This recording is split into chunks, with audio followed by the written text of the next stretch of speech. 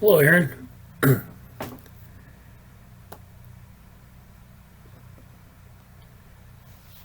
How are you today? Figuring out how to use the microphone. Oh, Jesse's a little different on your phone than the computer. yeah, it's you have a different setup on the app. So, hello, Angela. Hi! How are you, Bradley? Good. How are you? Pretty good. I'm enjoying reading a bunch about the science of cooking. That's about it. How about you? Oh, I've been doing pretty well. I was working on a lot of academic stuff this week, and then I've been trying to move, so I'm getting everything ready for that. So I've been pretty busy. Where are you moving? Just another house in the same city. Oh, okay. But it's a different house, and just it always takes a lot of effort to get everything together, and I can imagine. Whew, good luck with that. yeah, this background will be different next week, so We gotta savor it while we can. I might take a picture and just have it as like a background or something. I don't think Yeah. that's That would be cool. yeah. Hi, Erin. Good morning. Sorry. What time is it there? I don't know where you guys are, actually. Much too early. Oh, no. Poor soul. But you made it. Yeah. Congrats. Yeah, I'm here. Grateful to be here. Yeah, me too. Like, Yeah. nice to see you. Well, I'm in Champaign-Urbana, Illinois, which is in the Central Time Zone, Cool. I see. and Erin is in I think the Pacific Time Zone. You poor soul. Oh, It's actually a really great way to start a weekend. I just stayed up till like 4 reading things on the internet, and I was like, this is fascinating. I was like, I need to go to bed. It's much harsher when you do that. Yeah.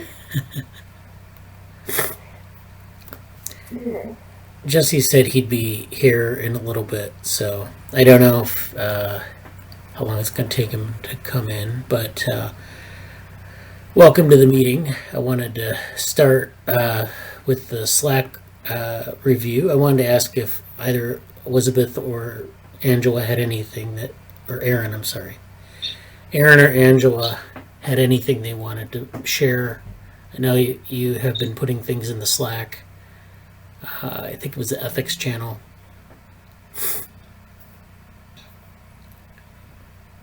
Actually, there was a paper that Jesse asked me to share today. I think it was for, I can't remember if it was for Anusha or if it was for Angela. But it was that same cultural evolution paper that we talked about before. He Okay. thought it would be useful because one of the ladies whose name starts with A, we'll find out when he gets here. Well, I guess actually, wait.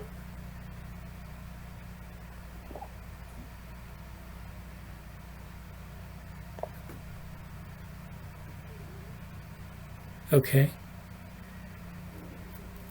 Jesse, hi, how are you? Okay, how are you? All right. Nice to see you. Glad you could make it today. Oh yeah, it's been times here. So I guess Erin was, she had a paper that she asked you about, and yeah, she was kind of, I think, looking for it when you came in the meeting, so. Okay. I've used it before in the paper or the literature review that I think you've just completed. It may have been that one. It was talking about how society forms different ways of managing the behavior of bad actors. That people who are just sort of living off of the system. It was Okay. a fascinating paper, and it was just very macroscopic. I'll try and get it. Okay. Sounds good. Yeah. So welcome, and as Erin goes to look for the paper, I'm going to start with the Slack review. I think we're going to catch up to that paper fairly soon in the proceeding here. So let me start with this.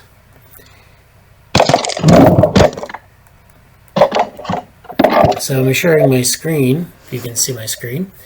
So this is the Slack team. This is the Anson project channel. Nothing new here. Bioevolution, nothing new. Brain networks, NetSci, nothing new. Brain organoids is still not been updated. Brainwork vehicles. I think the first place.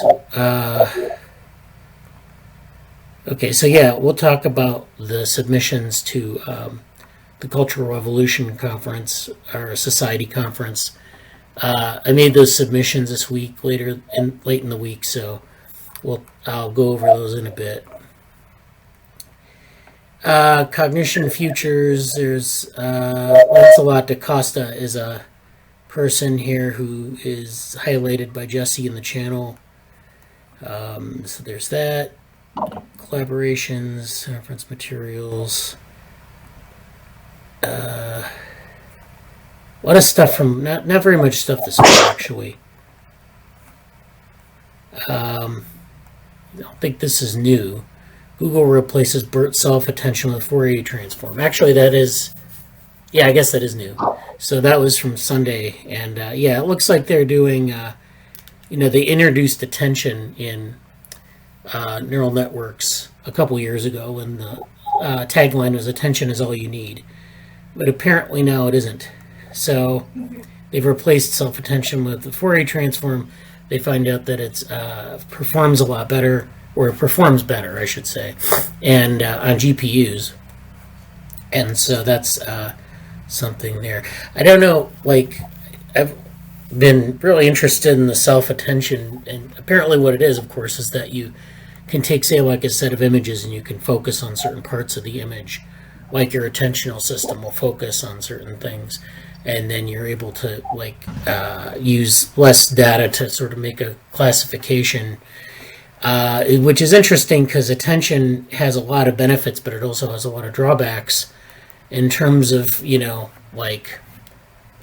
multitasking and attentional blindness. So I don't know, it would be interesting to take like an attention model and play around with it in that way, to see if it would become dysfunctional or something like that.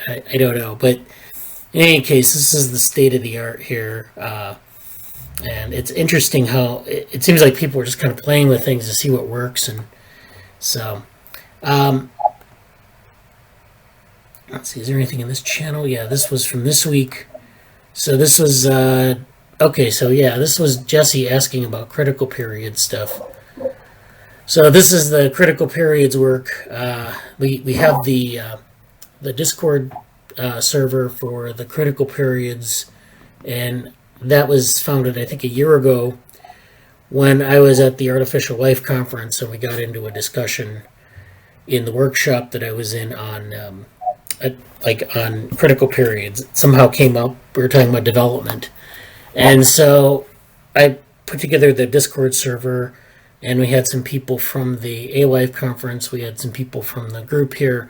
And we were talking about critical periods for a while. And then the discussion kind of died down.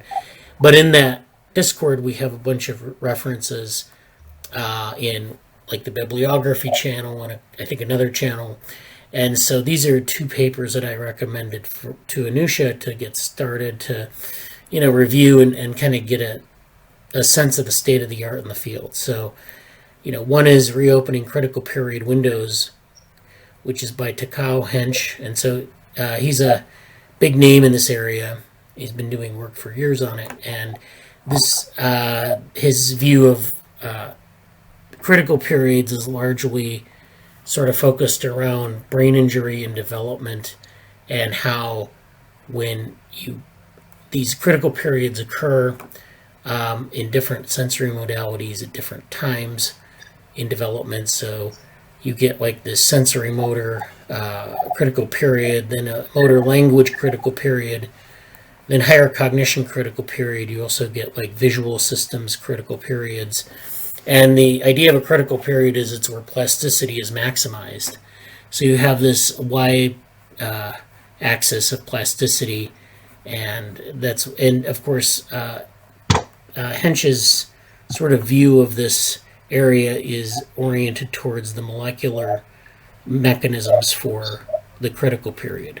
So there are a lot of neurotransmitters that are involved, a lot of genetic pathways that are involved, and I'm not going to get too much into it, but that's one view. And then there's this other view, which is a number of authors, and I have the Frankenhuis, I think, is one, and Saint-Piel is another, where they do this. This is kind of a more general view on the critical period, which is where, you're looking at different levels of, organization. So you have the functional level, which is... Yeah, I'm not sure if Anusha will be here today, but she might be going over that paper or the other one more. Okay, yeah. But I'm not sure what she's doing right now. Okay. Well, I'll let her do it, when she does it. But I just wanted to give a little bit of a, get a little bit of a sort of a teaser for it. Yeah. So yeah, this is, and they talk about, organization of the critical period at different levels, from the cellular level to the behavioral level to all this. So we'll be talking more about that to come. But that's something that and I don't know. Oh, this is something that I think I found, I think this week. And this is Bridging Developmental Systems Theory and Evolutionary Psychology using Dynamic Optimization. Or it might be from the Discord server, too. I don't remember. But this is Developmental Systems Theory is something that Susan Oyama developed about 20 years ago, maybe more, where, there's this whole idea of development as sort of like a major system in cognition and in developmental biology, and there's this sort of emergentist and an activist even element to it. So that's something that has been established. And then evolutionary psychology, of course, is the evolution of the mind in this case. And then they're doing this. So this paper introduces developmental psychologists to dynamic optimization, which is a computational technique. This has generated much interesting work in biology. Dynamic optimization can help bridge the current divide between developmental systems theory and evolutionary psychology. And then this can be used to explore the properties of developmental systems that natural selection might favor depending on environment. And then this is they're trying to integrate these areas into a sort of a theory. So this is kind of a theory building paper on this. And they talk about natural selection as optimization, which, that's a view of it. But so it's a nice paper. I like it. And I think Jesse already expressed his interest. So, go ahead. Oh, I was saying that feels like it's kind of a must read, even if it's sort of indirect. Like the derivatives that come down from that seem very interesting. I'll put a link in the chat for the developmental systems theory. I didn't hear of that before. Oh yeah. But I think that would be an interesting blend of things for cognition futures, sure, but also especially the developmental AI stuff, and part of as we work towards mapping out that space, which I think will be a big part of I think that'll be, in a month or two, that will be something I turn a lot of attention to.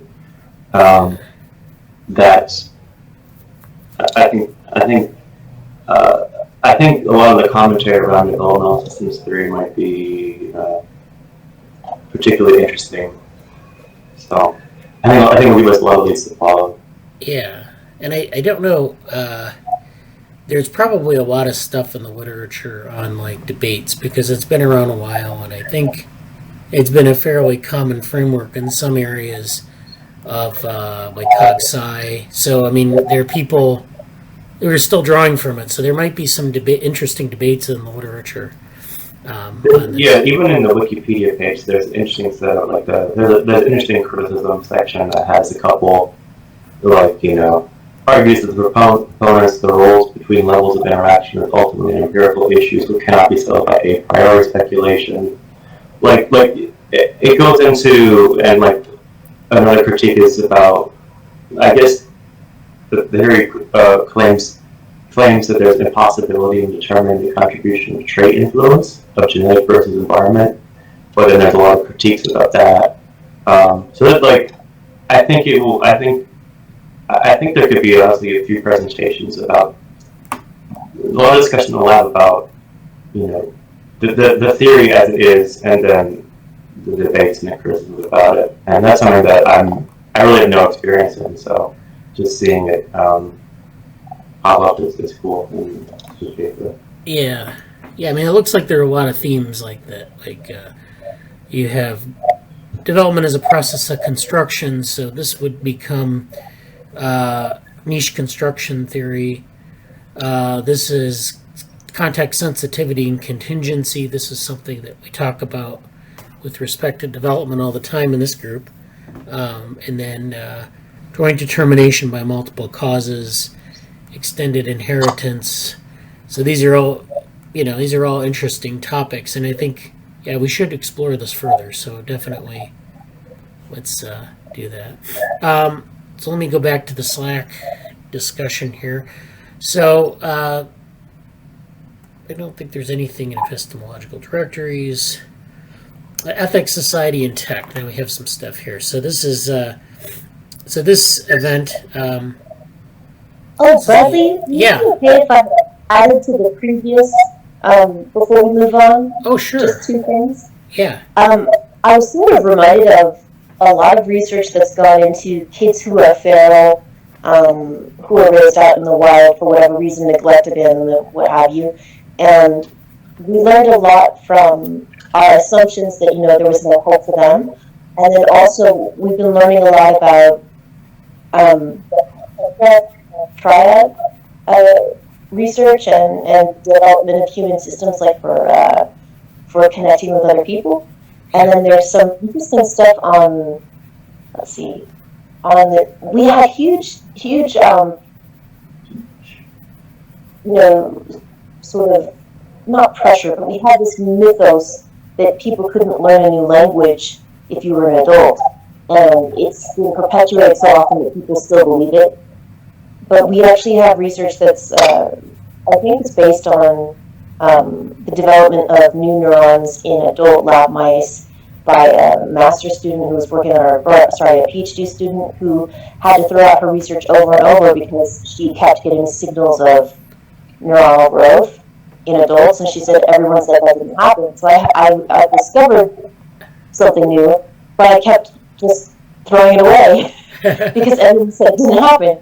And it actually delayed her PhD, and I think she may have won a Nobel Prize subsequently. I'll have to look it up. I believe her name was Elizabeth. I can't remember her last name. But suffice it to say, we have a lot of information on not only there being different ways to learn things, but that set developmental periods. I mean, humans can adapt so much. The developmental periods might be helpful was one sort of summation of it, that you can learn really quickly, but it didn't mean that it was impossible. And they actually started talking, as far as I recall, that a lot of it has to do with the period of life that when you're a child, you don't have anything else going on. You have a very limited social calendar. And people were developing language skills because everything in their life was dependent on it. They couldn't rely on their first language. They had to talk to these big aliens in a way, and so their focus was on that. And then they were looking at it, and as far as I recall, it might be the case that adults who are the primary caregivers of very small children may learn new languages at the same rate as very small children, and it may have to do with the way that their brains are working, as opposed to a set developmental level. Okay, that's it. Sorry that took so long. Oh, that's great. That was very informative. Thank you. I think that's I think like the interesting something to flesh out more would be like how I think, and this is why I really liked the general premise of like embodied cognition and the embodied intelligence stuff that we've been doing like at the workshop, because I think I think the real interesting stuff is um, you know yes, there's inherent you know anatomical development that happens as organisms mature, and that also happens in concert with relationship to the environment. Like you don't really develop in a vacuum, and I think there's a lot of interesting things regarding how critical periods, as in a most basic sense, affect things, but also the relationship of the environment and its this may be actually this is I know this is like my personal interest, so it's easy for me to find a segue into it here. But like, I'm particularly interested in how environmental. I mean, you could say a lot of things. I don't know the best words. You could say affordances, but you could say like, why is it? I think what Erin said is that the adult could basically learn at the same rate as the child, and yes, that makes sense. But how the situation incentivizes or draws for that kind of rewiring or development in that sense? How is it that there's a it's sort of like I don't know the words for this, but like almost like the meta environment that affects the periods of development. I have to think about the right way to say this, but in so many words, there's been cases where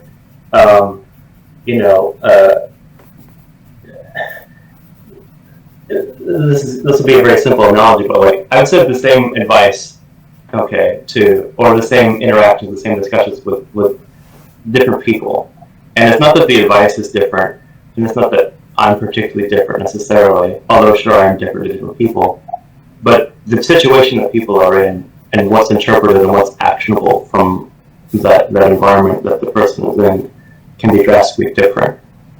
And I think there's something to the short version is yes, there's a lot of really interesting things to think about in a singular agent sense as an agent is developing, and there's sort of hard developments on some aspects of biological parts of things, but in terms of the cognitive stuff and in terms of the ability to interface with as at a high level human like information and all of this stuff. I think that's really really interesting in terms of social or environmental elements of what we would call intelligence or information processing, or even like frankly perception. But that's my I will conclude with that. Yeah, I think that's interesting. So yeah, we can talk more about that. I'm taking notes. So people want to take notes and kind of reflect on it. That would be great. But we'll revisit that definitely. So why don't we go back to the Slack review? And I wanted to remind people that this was coming up soon. I don't know when. I'm trying to get people on board with this, so it's going to maybe be a while. And again, this is the idea that like this, we want to do this event where we're talking about different aspects of data privacy and stewardship. So that could be like anything from data ethics to like data handling. So it's like going from data ethics to data science to, in that space. And I'm going to try to emphasize like mobile devices, but really I wanted to give a broad view of data because I think it's useful for people just from a pedagogical standpoint. So if you were interested in participating in this, let me know and we can talk about like what you might contribute. Kinds of things we're looking for here are topical deep dives. So if there's a topic you want to explore, propose the topic, and say, is this something that we can do in maybe, maybe 20 minutes to half an hour, where we just go into a deep dive into some topic. We've done that in this meeting a lot, where we've kind of, you would talk about a topic, you'd pick some key themes, and then you do like a literature review and kind of go through some of those references a bit. Well, Jesse's done that, I think, a couple times in the lab meetings, so that's a good model to use for that sort of thing. Maybe also review of technical approaches. We're going to try to get some people maybe to talk about some of the technical approaches that are being used in this domain. And then maybe this creation of epistemological directories, which are these, of course, things that we do through this lab. This is sort of a self-guided mechanism for exploring a certain field. So maybe that's something that we could do at the end of this session, where we kind of stake out some sort of an outline for one of these. And then so we would be running it on Discord server and in Jitsi. So this would be like, a day-long event or a several-hour event where there'd be a lot of collaboration between people. And if you're interested, let me know. Just drop me a note. You don't have to commit to anything yet, but I wanted to get a sense of what people are interested in and what they might contribute. I see a lot of people like this, so that's good. So yeah, we don't have a date set yet for that. I'm just trying to get commitments and gauge interest. Then Jesse put in this channel. Was that? I didn't say anything, but I would mention, Angela just mentioned data trust in the chat. Okay. For topic about that.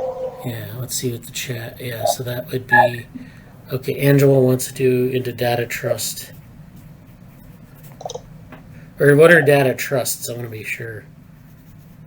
It's like right now, there's a bunch of corruption going on with data, so Serena's friend had this idea that I also had a similar idea of basically giving your data to an entity that you trust, and it acts like an escrow, so you have control over your data. Basically, give your data to someone you trust, and you can, like, that person can have people access the data when like certain conditions are fulfilled that you consent to, stuff like that, which is really good for community accountability and stuff. All right, yeah, that's great. And then that would be good. This is the doc that you mentioned. Okay, this is the description of it. Okay. Yeah, so, I'm a big fan of hair events, so I go to a decent number. Okay. So yeah, I'll put that down on the list. Then Erin said Dr. Elizabeth Gould. So that's a contact person or person who has done some interesting work. You're muted, Erin, if you're talking.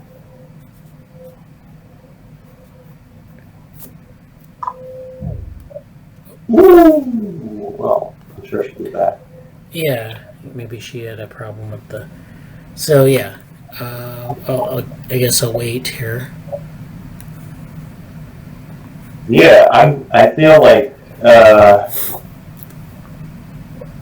maybe late June or July or August, maybe even July would be the safest bet for me. Like if I don't know if you look like Aaron. Sorry, I remembered the last name of the involved. neurogenesis. Oh, okay. Thank you. Yeah, I'll write it down here. So Jesse, you were saying... just for the timing of the event, very late June or July might be best for me.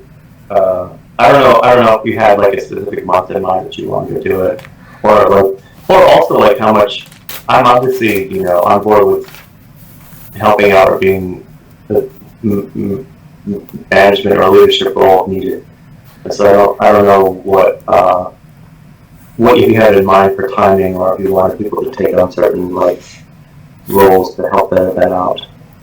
Well, I think there'll probably be like some admins, but I mean, I think mostly it's going to be like a very collaborative thing. So yeah. I mean, I wanted basically people to take ownership of little chunks of time. If I wanted, maybe 20 to 30 minutes for some period of time, people would really get into a deep dive and then maybe have some discussion in the Discord channel where people are asking questions or there's some questions posed there. And so it would be really kind of nice to have, and then maybe, we would have someone who coordinate that, so that, there wasn't this sort of discombobulated mess of discussion.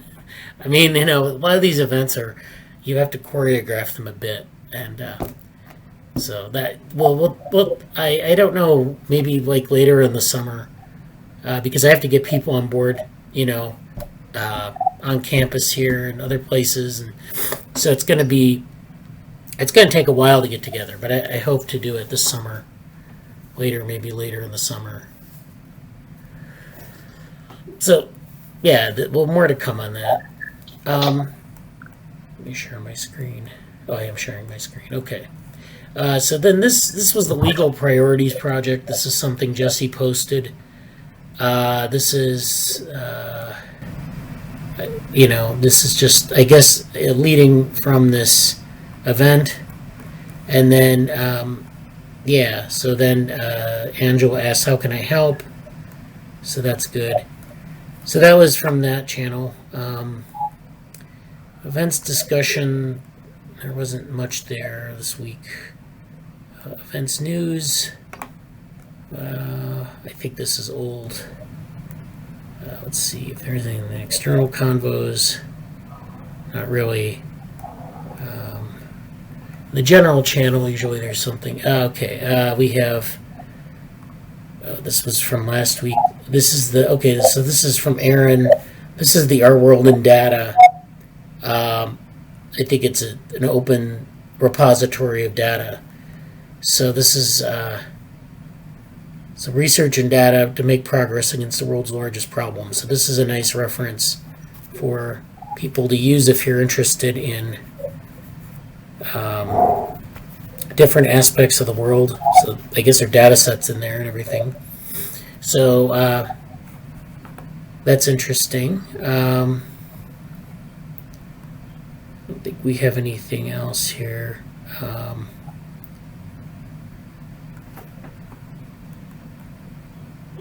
I don't know about NeuroMatch. I don't think we got any. Well, yeah, there was something on Wednesday, a question about the application process to NeuroMatch.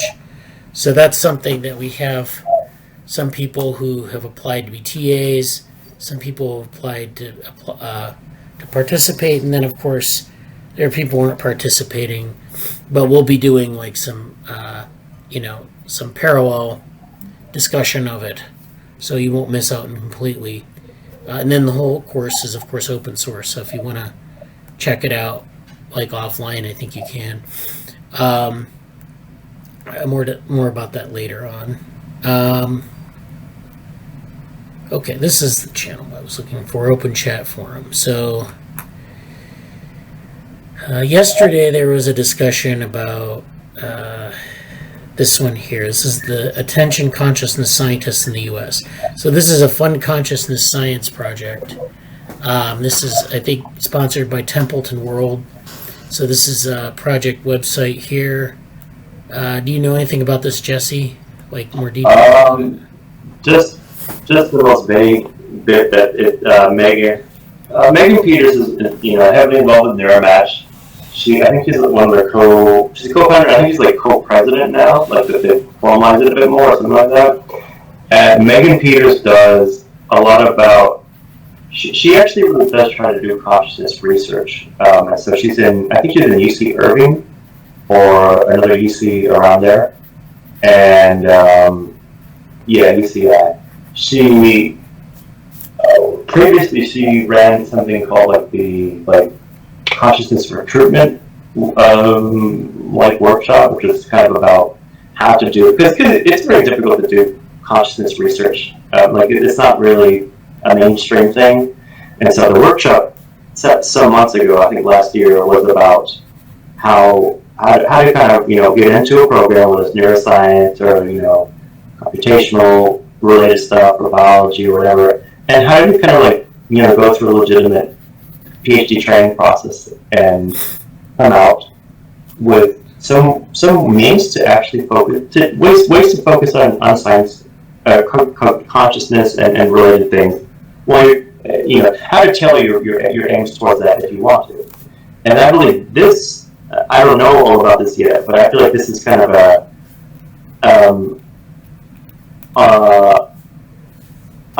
step further on that, and it got funded by Templeton, which is the major founder, or a lot of research and stuff like that. And so Megan and Brian, it looks like they're hosting a 2-day workshop, and they're giving out some awards. I don't know anything about the awards. I don't know what's listed on this page here, but it looks like they're trying to really further see and develop and flesh out these consciousness science, as it were. So I just found out about it. Megan just released it, and it, for people who are looking into that, it seems to be a great opportunity. I think it'd be interesting for Anson and some of the other people in the lab who are kind of doing some adjacent things. I think there's also some tie-ins to even some aspects of aging and development as well. So it's something for us to look into. It looks like it will be in early next year, so it's something we can keep tabs on. And I'm interested in it. I don't know if I would consider myself a pure consciousness researcher, but it does seem like it'd be an interesting funding opportunity, and also even just for us as a lab to scout out, for those of us who are interested in that kind of thing, how they're doing their research in a way it'd be a really good way to look at tips, tactics, strategies to combine actual funding with some of the aims, because consciousness is a little, it's not like you're not going to be able to do a PhD in consciousness directly to the same degree that you could do a PhD in biology or neuroscience or computer science. So it's a bit more niche, and I think for people who have niche interests in that sense, that might be interesting to see what wisdom they have to offer us. Yeah, I think that's to see how people are studying it. That'd be good to do. When is this? Early 2022, so it's not really. So there's an application button here, but it isn't. It's just kind of starting up. So, yeah, so the stage 1 would be application selection. They'd select 20 people for this. Then the workshop, grant writing. So yeah, that would be interesting to see what people are doing in that area. So that's, and then I think this is what Erin was looking for earlier. Erin mentioned something interesting about bad actors and cultural evolution in a paper. It reminded me of some of Angela's justice work, and then that was something that. Did you find anything more about that, Erin? Or I did. I got a great quote, but it's a little long for the chat, so I'll just email it to her. Okay. Thank you. All right. And then this is. So did you have the actual paper, or was that just a quote? I got the paper link too. This will take me a moment on my cell phone with my thumbs. I'll put it in the chat. All right. So yeah. So actually, why don't I? Yeah, I'll come back to this in a minute. Let me see if we have anything else in the chat. I'm not really sure if we have anything else. I don't think so. Unless it's in virtual reality stuff. Oh yeah, let me check that over. Yeah, this is actually so if you didn't if you didn't attend the SIGCHI conference, they had a lot of things on VR and AR and what they call XR, or extended reality, and so people have been nice enough to put together summaries of all the papers from the conference, and so they've got them grouped by different topics: object manipulation, haptics. This one I think is like a document, and this one is a video. So it's like two different people's takes on it. So if you're interested in like getting a summary of what happened there, there's some opportunity to figure out what the space is, at least circa 2021. So definitely something, if you're interested in that sort of stuff, you should check it out. I just want to take a moment, total tangent and very personal, and just about me and my thoughts and stuff. But like, I really feel like there's a potential. It's not developed for me, but like, there's a chance that like, it probably wouldn't be for a few years. And I don't think if they've gotten to a PhD program, I don't think it would actually be about this. But like, I'm really curious. I gotta reach out. I gotta find this person who I knew on social media who was doing like essentially VR environments and AR, or maybe XR now, but like as a way of means of kind of like therapy, basically, I think it was attempts towards being like clinical in nature or enhanced clinical practices in like therapy. And I feel like there's a space that I really want to investigate more. I might be able to chance to do it this summer, but like a space where you could take a lot of the things that we're doing, trying to understand agent and environment, and through the right simulations and the right, be able to create artificially an environment that lets, because like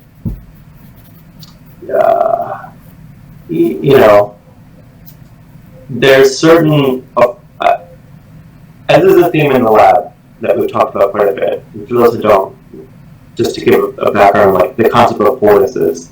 Affordances are this thing in embodied cognitive science that's sort of how an agent perceives the environment around it.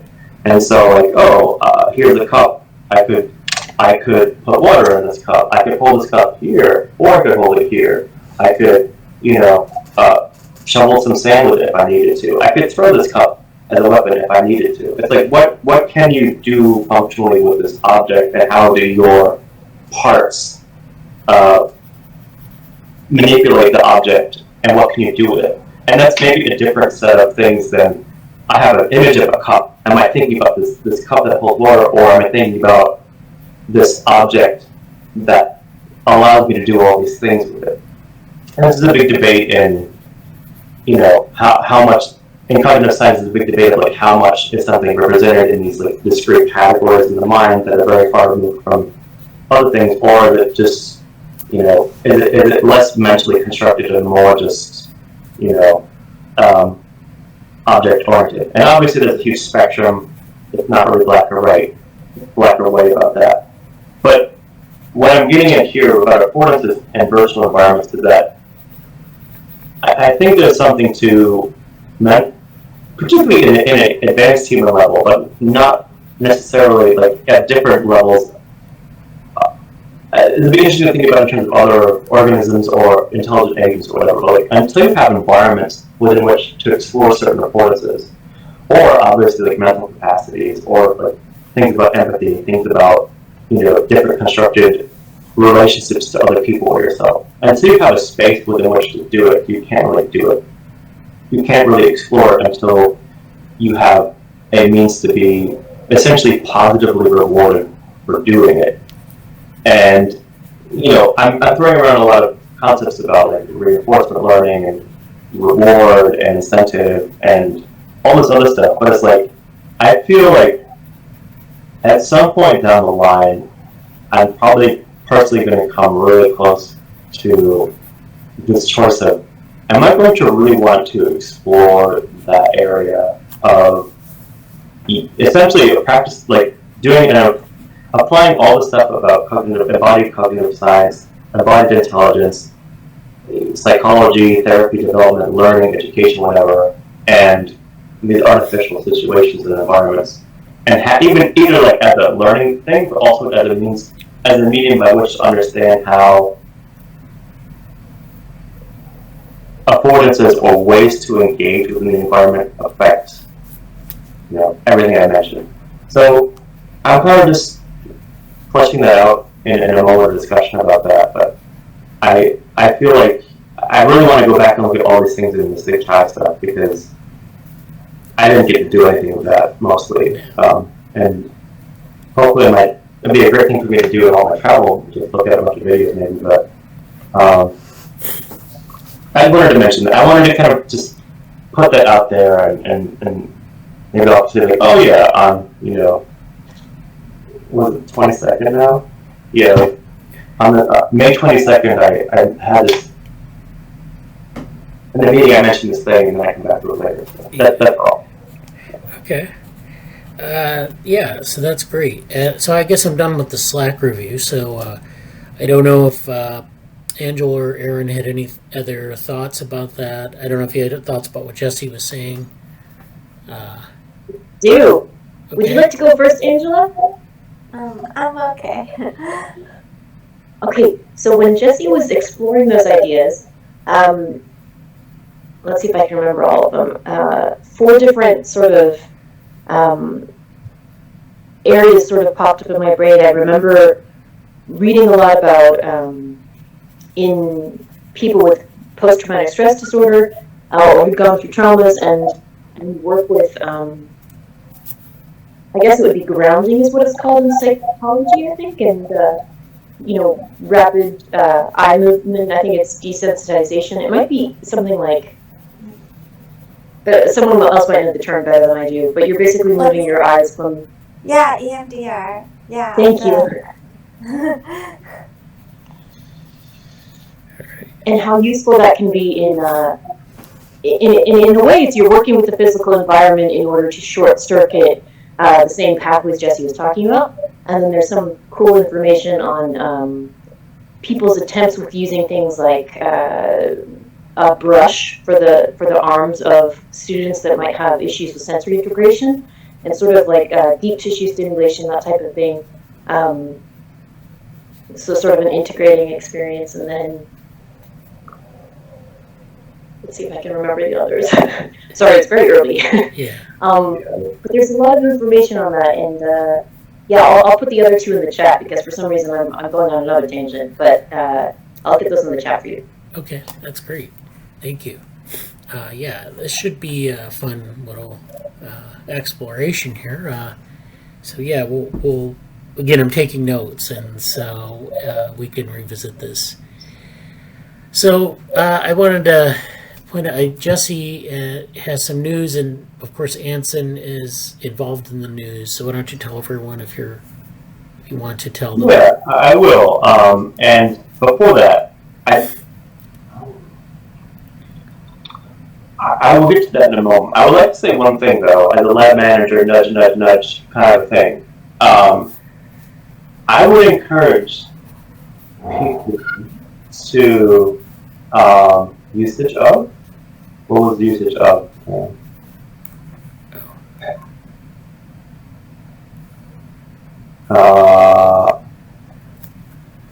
I guess we'll just go on. I'd encourage people to maybe start thinking about stuff that you might want to present or construct a project on. And even can be related to the data workshop, like start thinking of specialization. Like Angela mentioned data trust, and Angela's doing some other, just working on that.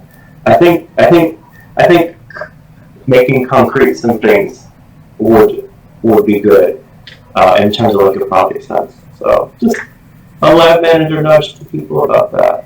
That's all. I don't know if Erin wanted to say Tetris gameplay strategies for usage of our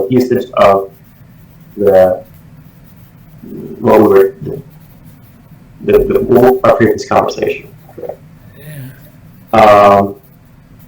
People with PTSD, yeah. So, off again. But yeah, I'll talk about that. I'll talk again about the stuff that I mentioned. I'm going to do one thing also. Can I share my screen? Yeah. Okay. I'm going to talk about one thing that happened that I want to mention anyway, just because it's so awesome, even though it's disappointing news. I didn't get into one thing, which is the Diverse Intelligence Summer Institute. And I just want to hold on a second here. What's that? What? Wait, what did you say now? No, I did not get into it. I am so sorry, that was really awkward. Please ignore me. No, it's fine. A very classic Angela moment, please ignore. That's fine. I figured as much. But can I just? Yeah, here's the email. This is one of the sweetest word of rejection emails I've ever gotten. Because they kind of made it sound like they were just trying to find people to fit in or whatever. But it was, I get it. I will definitely be applying next year. But like, just a reminder, like they had, I don't know.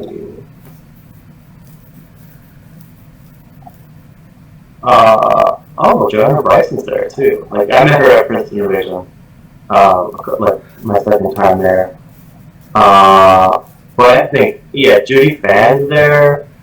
Michael Levin's going to be there. I think he's probably on here somewhere. But this would have been like a really awesome experience. So David Crocker, we talked about him a lot in the lab.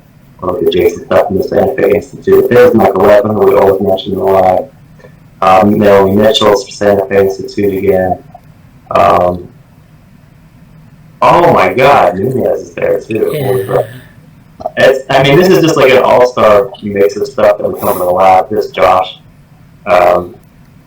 So why I'm mentioning it now, not just for sour grapes or anything, because I don't feel that. It's more, hey, this is awesome, and maybe we can apply next year and get maybe more than one person ideally. But I'll be definitely applying. Like this was a really just watch this space, because I don't know if they really output a lot of stuff, or like if they're going to have anything online.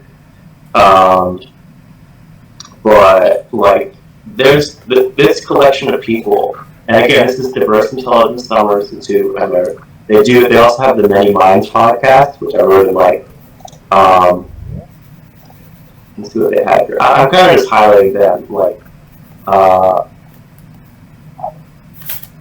There's just a lot of really good stuff. I really encourage a lot of people to be checking out Dizzy, basically, DISI, and there's quite a bit of stuff. And the podcast again is Many Minds podcast. I really like their stuff. I know I recently mentioned this one. I believe this is it with. Michael Muthukrishna. And this is a really fascinating. I've mentioned this several times. I mentioned that this is really cool for Anson and I to look at a lot of things that Erin's talked about, and Angela, like we all have a lot of overlapping interest in this podcast in particular, or this episode, or like the podcast in general, something to keep in mind. So that's my little plug for that. Whoops, and I just don't know what I did. What? I guess it's seeing everything. Okay. On that note, let's talk about something we could get into. I mentioned this last time, but just to mention it again. Anson and I, not exactly at the same time, but in different times, will be in the UK in the next couple months. I'm actually leaving the 12th. So it's been a rapid time period for me to decide that I'm leaving Albany and then going to the UK for a while, and then coming back and like be headquartering in Boston. That's kind of my plan of attack right now. I have this going on here in the UK. I have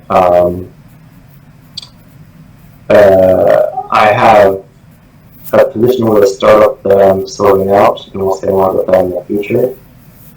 And I got really good. I'm not in it yet, but I have an extremely promising job interview that will facilitate a lot of things for me.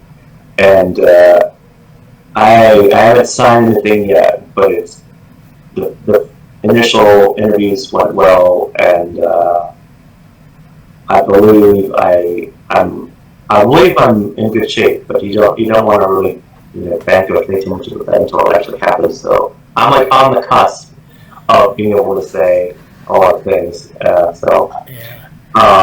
But again, that's my stuff. But yeah, 2 lab members will be in the UK in a couple of weeks for a few months. That's the news, and we're going to be. Just to mention this deal, and honestly, if anybody in the lab wants to just go to the UK for a while, and you get a stipend, if you're grant, you have to basically do you basically get a grant, like a grant to do research, and it's self-directed research predominantly, but you get to you get housing and some funding, and you're kind of getting this old like. Where can I find that picture of it?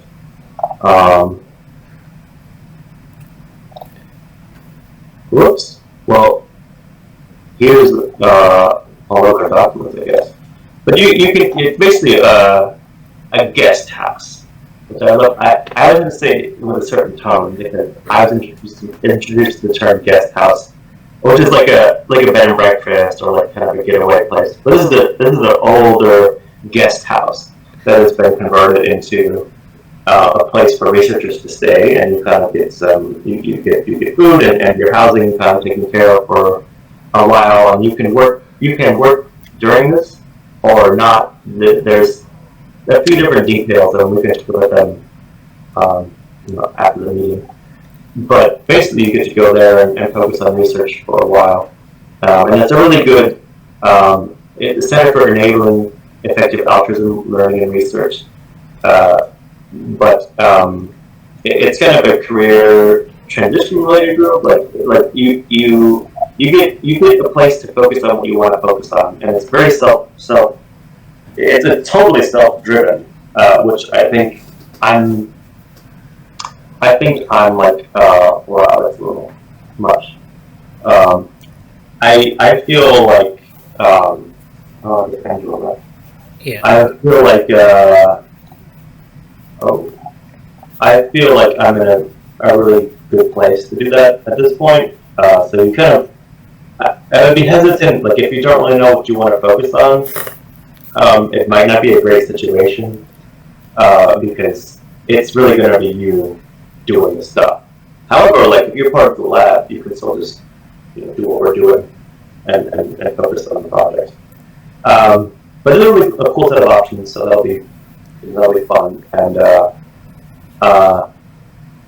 I think Ensign might stay there longer than I do, but I kind of see it as a summer research getaway before I settled in Boston, and it's kind of worked out for me. And hopefully, those are like two things that are definitely happening. And hopefully the job and the startup thing that I've been talking about also happen the way that I want them to. And it'll be a big summer change, a windy summer. Yeah, it's great. Yeah, it's great. Thank you for that update. I guess Angela had to leave. She usually has to leave around this time. So, and then Erin put something in the chat here. Point of performance cues for cognitive support in cases of executive function disorders. Use affordances strategically. And this is the, I think this is the quote from the paper. Okay, so Jesse wanted to say something? No, I hit the wrong button. Sorry. Okay. I would like to interrupt a second. Yeah.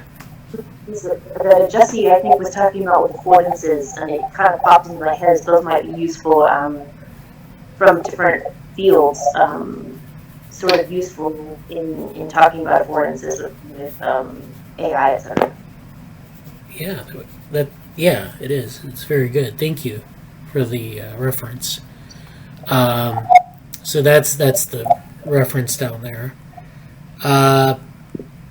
So yeah, I think that's there's a longer discussion to be had about affordances. It's like they've used it in different ways, like as I will talk about in a minute with the Emergent Interaction Workshop. There's certain ways that people would define this. There's like the sort of the Don Norman human-computer interaction version of this, which is very highly focused on like tool use and computing. And then there's like the philosophical affordance, which is more like, what is an affordance? What is the environment? Then there are, of course, other applications that people have used. So it's not like you could have a conference where you could have different views on affordances, I'm sure, and people would come together and like have totally different outlooks on what it is and definitions. So it's, I'm not an expert on it, but I know that it's definitely something you could have more conversation on here. Yeah, I heard the terminology and I got curious about it. I'm really grateful you both are using it. It's sort of, you're teaching me something that I'm intrigued by very much. But also that reference is actually for Jesse from earlier, or for I think it was for Angela. Okay. One of the ladies that he talked with had been interested in it. He said, "Oh, you bring that up in the lab tomorrow," so that's for her. But I don't have her personal email. When we're off of the public YouTube, would someone feel comfortable passing that on to the person in question? Oh yeah, we can pass that on. All right. Probably send it to Angela on Slack and ask her if she, but we can do that later. So I'll just make a copy of the chat before we leave. So I'm going to get into this overview. Actually, maybe I'll do the submissions really quick, and then I'll get into the overview of... Well, actually, the first thing I want to do before that even is I wanted to highlight some... So I submitted this stuff for the Cultural Revolution Conference, Cultural Revolution Society Conference. So I have two videos now for the different talks. One is the Examining Cultural Revolution with Contextual Geometric Structures, and that's this talk. And it's a little bit longer than they wanted, but it wasn't really something that could be cut down. When you start presenting it, it's like, and this is like we have a couple. If you go to the YouTube channel, you go to the playlists here, and I'll put this link in the chat. I don't know how many of you are, either of you are familiar with the YouTube channel, but we have talks on here. We have a playlist. We have a couple of videos on these contextual geometric structures. And they started out as these computational models, sort of AI type model, and then now they're kind of migrating into this computational model with multiple sort of domains that we're interested in. So this is, it's evolving as we go along, and this kind of goes through the Cultural Revolution aspect. How do you investigate Cultural Revolution using these things? It's like an interesting talk. There's more to say about it, of course. So definitely, if you have comments on how to follow up on this, please make those comments. Put them in the Slack or whatever. I think there's an interesting thing that maybe we can do another paper on culture or on contextual geometric structures. There's a Proceedings of A-Life paper that was published a long time ago on this. And then, maybe a preprint or two, but there's been nothing else since then. And I wanted to, take a new direction on this. So definitely, if you're interested in that, we can go, we can talk about it in the future. Then there's this second one, Charting the Future of Academic Fields with Cultural Evolutionary Trajectories. And this is the one that it's sort of a takeoff on the stuff that we've been talking about with the cognition futures, laying out like sort of a model for thinking about academic fields and the evolution of academic fields.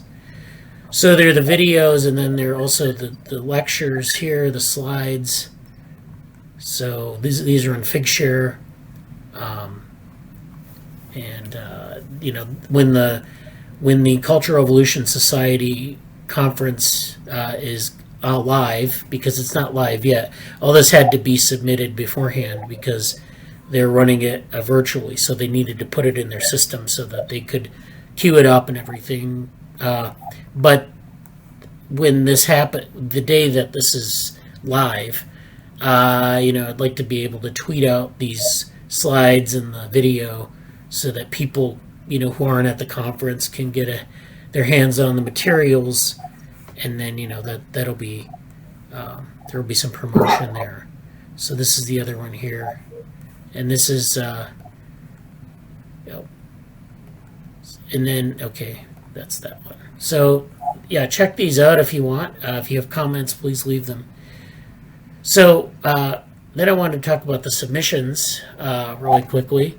So this is our submissions document. If we go back to this, we have a couple of things that are, I think, outstanding or happened this week. So there's this, the EI workshop proposals. So we had the EI workshop in March or April, whenever it was. And then there was a follow-up where they asked, well, we have these three venues for putting a paper out on your ideas. And so there were three options. There was the Frontiers issue, the Artificial Life issue, and the Embodied Intelligence ebook. And so the ebook is, I put a proposal in for the ebook and for the Artificial Life special issue. These are both through the 21st. And they just wanted like an abstract and some authors, which we can change up, when we submit the final paper, the rough draft of the final paper. So, a word on this. The A-Life special issue is basically a recapitulation of the continual embodied learning paper, which was done for A-Life. The conference, it wasn't accepted there, but for the special issue here, we'll work on it a little bit more, and then see. I think paradoxically, maybe the special issue is a better fit than the conference for something like this, for a number of reasons. But anyways, that's where we've submitted it. Now we need to produce a full paper by the 18th of September, which isn't that far off, but it's also, fairly far along as a paper, so that's not too bad. The Embodied Intelligence ebook, on the other hand, this abstract, and I didn't update this, but this is an abstract based on the MetaBrains models abstract that was submitted to the Agent-Based Modeling Conference. So this is it's just basically the outline of that, or the abstract for that, and then that would be made into a full paper by August 31st, which these deadlines are usually extended a bit, so that doesn't need to be as as tight or as long. It can be very speculative. So when I talked about the Agent-Based Modeling Conference, I'd like to point out that we were, of course, accepted. So this is the Inverse Generative Social Science Workshop. This is the workshop site, and we were accepted into our talk finally This was something that was supposed to happen, I think, in April, but it's now in June 8th through the 10th. This is, so I don't know if we have the schedule on here, but we're in. I don't know where we are on this. I don't think we're in one of the, oh, here we are. 1430. Metabrain Models, Bradly Alicea, Jesse Parent. And we are actually one of the main talks here. So this is pretty good. We're in good company here with this. So we're not a keynote, but we're in the mix here. So this is the 8th of June at, I don't know what time, Eastern time. So 2:30 p.m. Eastern time, basically, is the time for this. So that's, okay. I should be able to be present for that. But yeah, that'll be good. I forgot that was at that date. Well, yeah, hopefully you can make it. I've registered for it, so if we can't, I can pinch it we can. I haven't really got too far on the slides. We need to get that going here because this is coming up. And it's the one thing, we've been working on all this other stuff, so it's it's coming due. But I think we've got a lot of things with the different things we've generated for this project and for the other projects that it'll be somewhat easy to put together. But I wanted to say a couple things. One, thank you specifically to Bradley for doing a lot of the legwork and getting things across the finish line this week, because I've really not been able to do anything other than focus on moping and immediately getting out before. It's always risky and strange and exciting to just kind of be your lease ends in 2 weeks and you gotta go anyway. Yeah. So I've been obsessed with that necessarily. So thank you for doing a lot of that stuff. So and I had a question on the for the thing we talked about previously. With the submissions page and the AI workshop follow-up items. Yeah. Now those things are submitted. Did we submit those things? The up there? Yeah. The AY special issue and the embodied intelligence ebook. You mean? And are those? I know that there's a later due date for those things for the full papers or whatever. Yeah. And is there a this isn't really the right way to say it, but is there we're going to hear back from them about if they want to pursue that or not, or is it are the ideas being vetted, or is it a vetting process? Is it a normal submission to a journal process, or is it more hey, give us some ideas and we're all going to flesh something out later? How does that really work on their end? Well, okay, so for the ebook, I think they're just accepting submissions from people, and then if it's egregiously bad, then they say thank you, or something they're not interested in, German literature, and it's not in their scope. So that's for the ebook. I don't know about the artificial life. I think they'll accept if it's egregiously bad, they'll kick it out. But if it's something that they want that's okay, it's within the scope and it looks pretty good, then they'll when you submit your rough draft in September, then that'll be peer reviewed, and then if it's rejected, then it's rejected. If it's there are revisions to it, if you make the revision successfully, then I guess you're in. I don't really know how competitive this is, but I think it's definitely we'll see. And I don't know the details. Usually there is that sort of peer review step after you submit so it's you submit the proposals, so they have an idea of who wants to submit what, then the rough draft, then that's my understanding of it. Okay, thanks. I am attempting to keep. I'll have to go through all this stuff, and I'll probably have to put it into the roadmap later, because I'm trying to keep track of everything, you know. So I'll follow up with this a little bit and give more discussion about some of the due dates and like the actual like project management strategy of how we're going to, you know, what we need to focus on when, and how all that stuff. But it sounds like this. It sounds like, and I don't know if this is related to anything else you were going to talk about regarding submissions, but is there anything immediately, like the next most immediate thing we have to work on? I guess? Yeah, so I was getting to that. So this network architectures for growing academic open source. This was something that is open at NetOpen. This needs to be done by, I think, the end of June. Then there's this developmental model of offloading, which is an abstract that is due June 1. So that's coming up, and I have some ideas about that. I'll write up the ideas for that, and then we can go back and forth on that on Slack. There's this BICA International Society submission. It's June 15th. We have a paper for that, the Gibsonian information paper. So that might be polished up a bit for that. And so the red on the column A is basically like, this is kind of been good. We got to focus on this thing. Yeah, the deadline's coming up, like 3 weeks out or less. So yeah.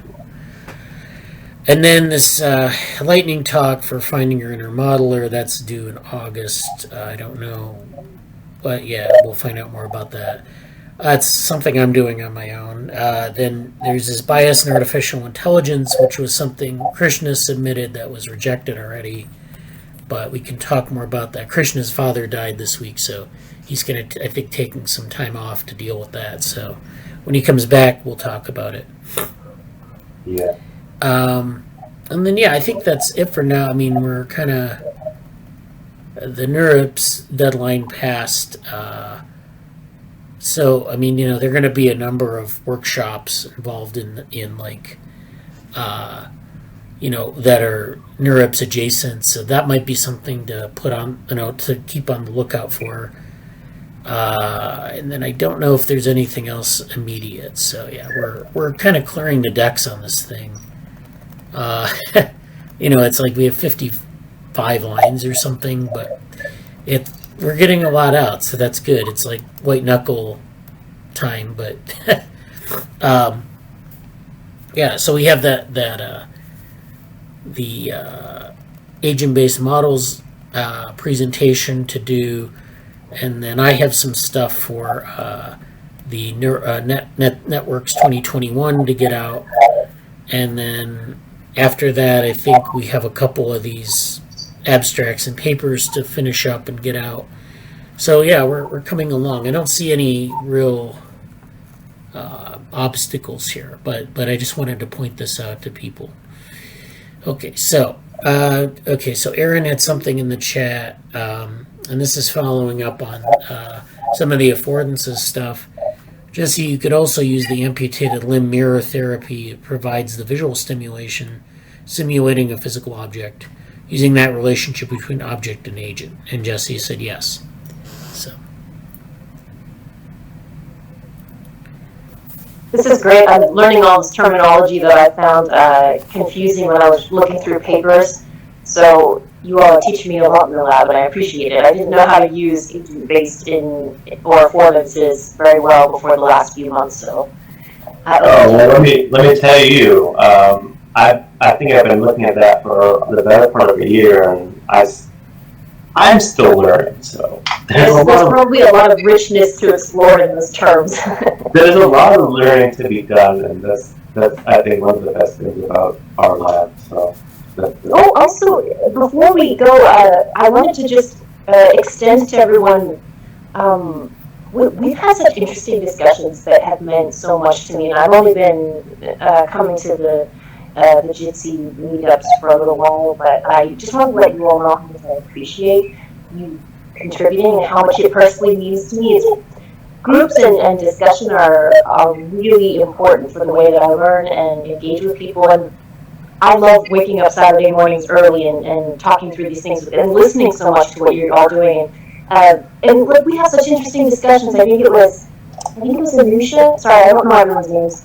brought up some really interesting things about the perspectives of people with autism. I've really been, it just affected my whole week whenever we have discussions like this. I get really interested in things, and yeah, just thank you all for showing up.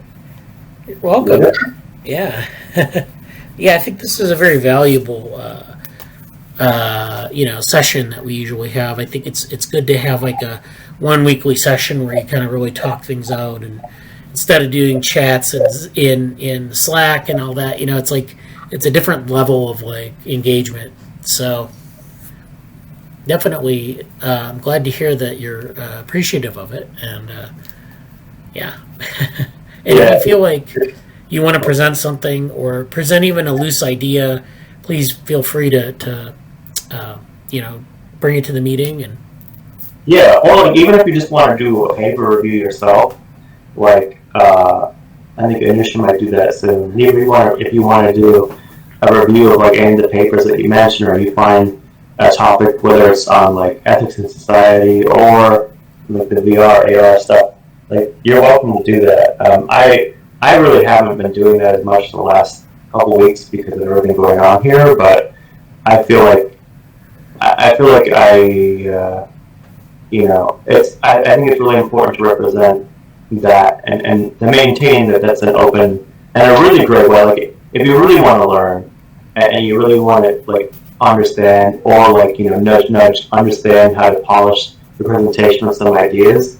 It is a tremendous skill, as we know. Erin and I were talking recently about like job stuff and interviews and all this other stuff, and it's like, this is like an ideal environment for that, because just understanding how to formulate some concept in your head, and then like there's also this sort of meta level of connecting specific ideas to other broader ideas, and just how to do that is like, it's an art form and a practice, and you have to get used to it. So I encourage everybody who watches this or is in the lab or is thinking about this, like it's really important to do, and this is a great environment for it, because we're all here to help with that. And well, thank you both for the encouragement. I'd like to reach out a little bit later in the week and sort of pick your brains about what you think.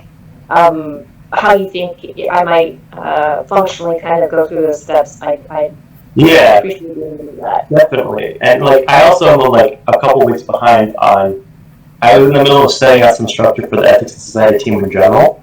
But feel free to like you can. I'm kind of like MIA in general for like a week or two still, in terms of like actual concrete developing hardcore stuff for the lab. So feel free to reach out to Bradly directly and just say, hey, I want to present this paper or this idea. And okay, thank you. Yeah. Yeah, definitely. Yeah, I look forward to it. I think definitely, and even if it's not a well-defined idea, it doesn't matter. We can just kind of it gives us food for thought, and that's the important thing. So I find there's this really interesting phenomenon that is like, and something that I've learned a bit from Bradly is like we have these open-ended discussions, and then Bradly will kind of take stuff and put some structures to them and present it again, and we build on it again later, and it comes back later, and it develops more. And like this has happened in other labs that I've been a part of for sure, but like all of them, I think there's sort of a midwife birthing assistance process that everybody can participate. Like if you want to participate into it, you can help the development of the idea, and then the idea has specific deliverables, whether it's a presentation or a conference submission or an article or a blog or whatever. It's like there's these different aspects of it, and it's kind of like that. This is like almost esoteric in its nature, but it's really like what actually. Like, because it can, in one level, it can seem like, oh, we're just talking about a bunch of random stuff. But with a couple structural and like developmental things upon it, you're actually really close to creating submissions and these deliverables that not only are like great to have on your CV or for the lab, but like you actually, one of my fascinating things about research and whatever is like, you get to contribute to the process that other people can see with your outputs, and they add on to it and build that way too. So, You know what I like seeing all the different kinds of brains that work in the lab and seeing, how they not bounce off of each other, how they contribute to each other and sort of. It's a shame that the word synergy is passé because it's such a perfect word for this situation. Yeah, I really enjoy seeing all the different brains and how everybody sort of functions. It's great. Yeah. So thank you for everybody contributing that, for Bradly for kind of creating the space. Is there anything else we need to talk about before papers, or? Well, I'm gonna get it. Actually, I'm gonna get into. I'm gonna kind of quickly review the Emergent Interactions Workshop. Great! Because that was something that I couldn't get to last week because it was like several hours before the meeting. So why don't I get into that now, and then we'll get into papers as well. We might go a little over, but. I didn't know if we were going to get to that, and I'm very happy to hear about that. So this is like a super organized overview. It was like a 4-hour session. So it was. So this is the website for the Emergent Interaction. It's EI, so it's like we had the Embodied Intelligence Workshop. Now we have this. And this is Complexity, Dynamics, and Inaction in HCI. So this is HCI specific. So, you can think about these things in terms of cognitive science. And then HCI is sort of like applied cognitive science, maybe. It's its own field. And this workshop was kind of like envisioned as sort of like, an outsider. It's not like in the mainstream of HCI. So it's kind of like this discussion needs to happen. You have a lot of people at this HCI conference who do like human-computer interaction. So they have specific problems they're working on, but also these larger topics. So network, adaptive, nonlinear, and self-organization were some of the keywords here. And so there were some papers, and one of our papers was one of them. So it was the allostasis machines paper. So if we go to the papers, these were the papers. So they had like an organizational paper here that they published. And this is all on the website here. So there's this Emergent Interaction Introduction. Then there are these position papers, of which ours was one, allostasis machines. There is also Fields of Affordances and Human-Computer Interaction. So this is an affordances paper. Qualitative Quantitative Reasoning, which was another paper. HCI needs to embrace reverse self-organization and decide if computers are equipment or agents. That came up in the workshop as like a debate. It's an older debate in the field, whether computers are sort of tools for people to use, or if they're agents that people interact with. And it seems a little trivial, but I think there's this actual debate about it, and I mean it goes back to the idea that like are computers passive or active? And I guess maybe 30 years ago they were more passive. But nowadays, of course, with chatbots and other types of things where you're virtual environments where you're actually doing a lot of interaction with the machine and the environment, the software environment, the latter maybe is more appropriate. But this paper gets into that debate. And then there's untangling complexity and control process interactions and stimulating social acceptability with agent-based modeling. So this was a paper on agent-based modeling in this field, this area. So all these people were at the actual workshop. And I don't have, let's see, actually I do want to go into I don't have the papers up.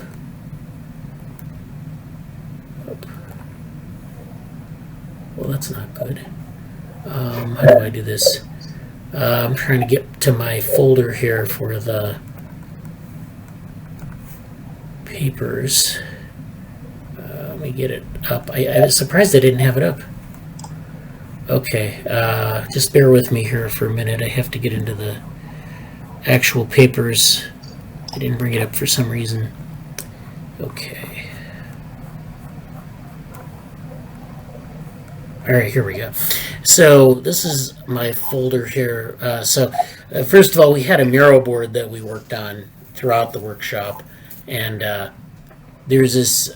So this is the mural board here. It was like we drew out all these things. We mapped out the territory. So there were techniques, measurement techniques, open issues, application domains. You can't really see the notes, but it's not terribly important. Yeah, unless you're at the workshop. And then digging deeper, we had some, finding the level of analysis, new methodologies and tools, and technologies agent. These were like breakout rooms that we had. And then next steps and projects. The next steps were like to develop more defined methods, and then maybe work on a group paper to extend some of this outward. And then there was this play area here, which was to get used to using Miro because it's a human-computer interaction conference. People were drawing on the board. And then there was the Emergent t-shirt that someone built out of the Miro. It's like a meta Miro board here with someone on it. This is like the meme on Twitter where you have like the head and then the body of emojis. So, and so we had there were a bunch of papers that kind of grew out of the discussions. There were a lot of discussions on experimental methods and using experimental methods, not maybe in the particular, in the typical A/B testing manner, but more in like a coevolutionary manner. So this is like where you have, they use the example of like the Locke-Volterra equations or the links in the hair, which is a technique that people use in ecology to look at interactions between two species. So the idea is you have hair and you have links. Links are predating on the hair. The hair is the prey. The lynx is the predator. And the idea is that the lynx start eating rabbits, and the population of rabbits decreases. And so the lynx, of course, without a food source, also their population also decreases. But as the lynx population decreases, then the hare population grows again, and so on and so forth. This assumes, of course, like just a pairwise interaction, and in most ecosystems it doesn't work like that. But that's the idea, is you get that pairwise relationship and you isolate it, and then that's the experimental unit. So this is in contrast to A/B testing. So this is an idea that they introduced. Another idea was like looking at complexity theory and measurement, especially things like transition points and 1/f noise. So transition points are like, when you have a dynamical system and you go from one phase to another, or one state to another, and it isn't like this binary shift. It's not like a Markov chain where you go from state A to state B. It's more like the system drifts and then it transitions to this other state. And so that's what they call transition point. And then they also talk about something called 1/f noise. Now, I'm not sure if people are familiar with 1/f noise, so I pulled up the Scholarpedia article. And this basically discusses what they're talking about. So one idea that I think they've talked about in a couple of papers in the group, like I've read about in this group of people, they talk about noise. So there's this channel between the user and the computer, or the human and the computer, and the interaction channel can be like have perfect information, but most likely has some noise in it. So like when I'm looking at my computer, if there's latency, or if if there's something else going on, I can't make out what's going on. So that's the noise. And so in interactions, like if you're drawing with like I have a Wacom tablet here on my desktop here. If I start drawing with it and there are latencies, or worse yet, if the interaction is bad, if the nub of the pen is bad, then I can't make contact with the board in that it shows on my computer screen. So those are all bits of noise. But the thing is, you can analyze that noise. If you can track the noise and find the sources of noise, you can actually find the signature. And so what they're talking about here is noise, a specific type of noise. So we usually think of noise as white noise, which is random noise. It's like static on analog television. It's where it's just kind of randomly introduced into the interaction. But there are other types of noise, and some of these are like pink noise and brown noise. And there's this 1 over F noise, which is it's white noise with no correlation in time, and it's sort of a random walk with no correlation between increments. So it's this sort of noise that has a signature where you have like bursts of noise, but they're just kind of randomly distributed throughout. So whereas white noise is sort of, you can correlate, you can't really, there are no real bursts. It's sort of in this band, and then you can maybe correlate it more or less evenly in time.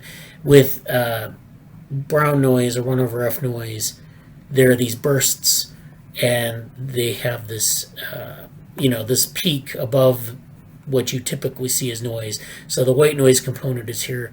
These are the peaks of brown noise.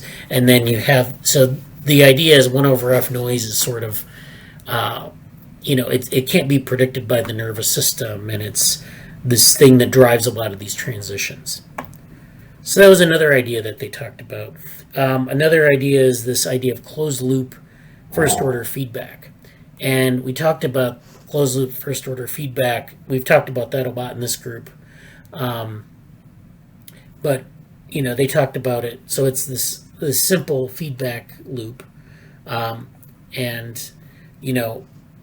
Considering like just that unit of analysis between, say, like a person and a computer, there's this closed loop feedback where, you do something and there's some feedback that is immediate, and that loop, and it doesn't consider like, differences in time scale or delays or any of that. It's just that simple closed loop feedback.